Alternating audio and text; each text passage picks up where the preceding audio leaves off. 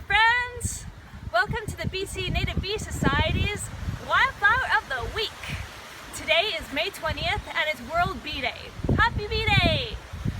As a result, we're going to just take in this beautiful display here of this beautiful Garry Oak meadow in Victoria, so in the municipality of Saanich. You'll see behind me some Garry Oak, Quercus garryana, which is associated with this sort of dry rain shadow type environment, typical in kind of southeastern Vancouver Island, Gulf Islands, all the way down to California. In BC, this has become a very rare ecosystem. Obviously grasslands are a lot easier to pave over, build upon, because there's so few trees. So oak savanna is the definition here, where the oaks are one of the only woody trees. And then you've got this really beautiful meadow.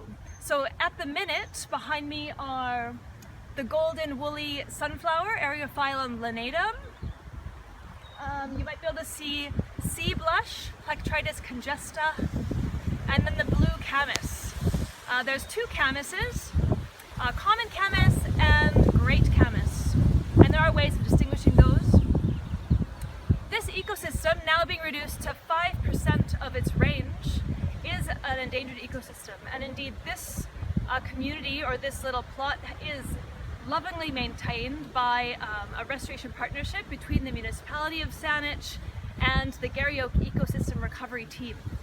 So big kudos to Colleen, who I met today while doing some work out here, working to get out the Eurasian grasses that tend to choke out the wildflowers, and generally keeping that floristic diversity rich and vibrant.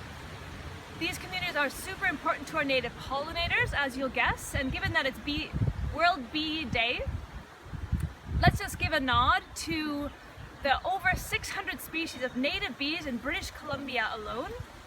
They have so many different needs. The majority are ground nesting, cavity nesting, so what we can do for them is provide habitat.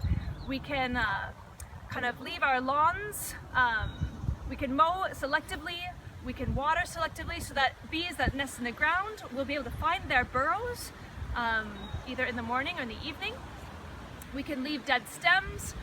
Raspberries are great, brambles, anything in the rubus family. Cavity nesters like to nest inside of those. So that's nesting, and of course here we've got the forage.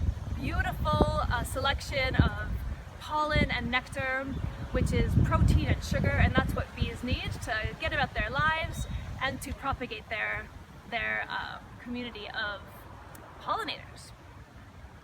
Happy Bee Day!